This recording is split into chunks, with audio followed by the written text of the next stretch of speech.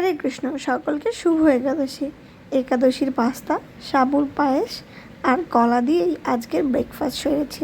তো ছেলেকেও টিফিনে তাই দিয়েছি। তো আপনাদের সকলের রিকোয়েস্ট ছিল যে একাদশীর পাস্তার রেসিপিটা দেখাতে। চলুন শুরু করা যাক। হরে কৃষ্ণ। সবাই কেমন আছেন? আশা করি ভালো আছেন। আমি ইন্দুলেখা আজকে বানিয়ে দেখাবো একাদশীর পাস্তা।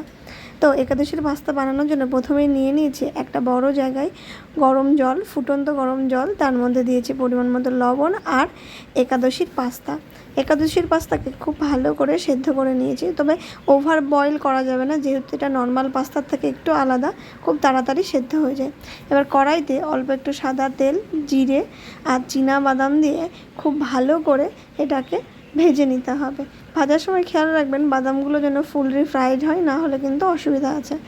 এবার আমার বাড়িতে বাচ্চারা যেহেতু খাবে, তাই লঙ্কাটা একটা দিয়েছি আর দিয়েছি 1/2 ইঞ্চি মতো আদা। তার মধ্যে এবার অ্যাড করব টমেটোটা দেওয়ার পরে নেড়ে চেড়ে এর মধ্যে দিয়ে দেবো আরও 1/2 ইঞ্চি মতো কাঁচা হলুদটা কিন্তু একাদশীতে খাওয়া যায়। অনেকেই জিজ্ঞাসা করেন যে হলুদের কালার কী করে আসবে।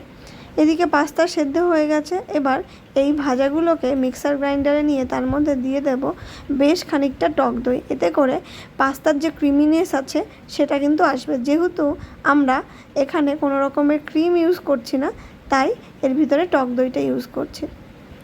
তো এবার ওই কড়াইতেই পেস্টটা ঢেলে দেবো। পেস্টটা একদম স্মুথ পেস্ট বানিয়ে নিতে হবে। তারপরে বেশ খানিকটা বাটার আর লবণ অ্যাড করেছি এটার মধ্যে, তাহলে এর স্বাদ কিন্তু দুর্ধর্ষ হবে। আর পাস্তাতে যেটা লাগবে সেটা হলো অরিগ্যানো। অনেকে জিজ্ঞেস করেছিলেন যে কিসের অরিগ্যানো আমি ইউজ করি। আমি একবার দেখিয়েওছিলাম, স্পিনাচের অরিগ্যানোটা আমি ইউজ করি। আর অরিগ্যানোর যে স্মেলটা আছে সেটা কিন্তু খুবই ভালো, পাস্তার সাথে খুব ভালো মতো যায়। যেহেতু পাস্তাটা ইটালিয়ান খাবার, ইটালিয়ান সিজনিংয়ে খুব ভালো যায়। তো পাস্তার গ্রেভি মোটামুটি রেডি হয়ে গেছে। খুব ভালো মতো মশলাটা কষানো হয়ে গেলে উপর থেকে দিয়ে দিতে হবে বেশ খানিকটা ঘি। তো আমার ঘি নাড়াচাড়া করে পড়ছিল না বলে পরে এমনিই দিয়ে দিয়েছি। আর দিয়ে দিলাম উষ্ণ গরম জল। এবার এটার মধ্যে আপনারা কেউ চাইলে ফুল ক্রিম মিল্কও দিতে পারেন, কোনো অসুবিধা নেই।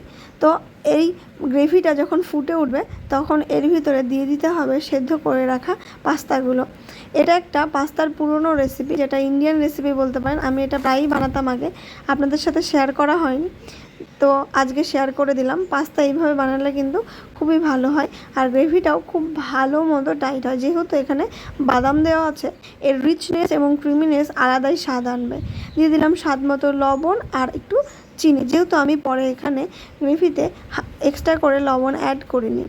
পাশের কড়াইতে বসিয়ে দিয়েছি দুধ জাল হতে। ওইদিকে আমার পাস্তা রান্না কমপ্লিট। দুধটা আবার ফ্রোজেন হয়ে গেছিলো, যেহেতু সকাল সকাল দুধ পাওয়া যায় না এখানে, তা আমি আগের দিনই রেখে দিয়েছিলাম। তো দুধ ফুটে উঠলে এর মধ্যে দিয়ে দেব সাবুগুলোকে। আগের থেকে ভিজিয়ে রাখা ছিল, মোটামুটি 2-3 ঘন্টা আগে আমি ভিজিয়ে রেখেছিলাম সকালে ঘুম থেকে উঠেই। তো এর মধ্যে দিয়ে দেবো সাবুগুলো। সাবু দেওয়া হয়ে গেলে এটা খুব সুন্দর মতো সাবুগুলোকে ফুলিয়ে তুলবে, তাহলে বুঝে যেতে হবে সাবু সেদ্ধ হয়ে গেছে। আর পরিমাণ মতো চিনি দেবো। চিনির মধ্যে আবার দেখছি হালকা একটু পিঁপড়ে ছিল, তো আমি ছেঁকে পিঁপড়েগুলোকে ফেলে দিলাম। আর 2-1টা থেকে গেছিলো, কিছু করার নেই, ভগবানের কাছে ক্ষমা প্রার্থনা করে নিয়েছি। তো এই ছিল আজকে সকালের টিফিন, যেটা গদাধরকে দিয়েছি আর গদাধরের বাবাকে খাইয়ে কাজে পাঠিয়েছি। তো আপনাদের যদি আমার ভিডিও ভালো লেগে থাকে, লাইক কমেন্ট শেয়ার করতে কিন্তু ভুলবেন না। এখন ভোগ লাগিয়ে প্রসাদ পাওয়ার পালা। কে কোথা থেকে দেখছেন জানাতে ভুলবেন না। আজকের মতো ভিডিওটা এই পর্যন্ত। দেখা হচ্ছে খুব শীঘ্রই নতুন আরও একাদশী রেসিপি নিয়ে, কারণ এখনও কিন্তু একাদশীর লাঞ্চ বাকি। কারণ নিদুক যারা আছে তারা তো নিন্দা করবে, কারণ একাদশীতে আমরা নাকি শুধুই খাই করি। অবশ্য কী করবো বলুন, ছেলেপুলে নিয়ে একাদশী করি, না করলেও তো হয় না। সেই জন্য আমাদেরকে একটু ব্যবস্থা করতেই হয়। আপনারাও চাইলে এভাবে কিন্তু ট্রাই করতে পারেন। ছেলেকে খাইয়ে বাবা খেয়ে চলে গেল স্কুলে দিতে। আজকের মতো এই পর্যন্তই। টাটা। সকলে ভালো থাকবেন, সুস্থ থাকবেন। হরি বল। শুভ একাদশী।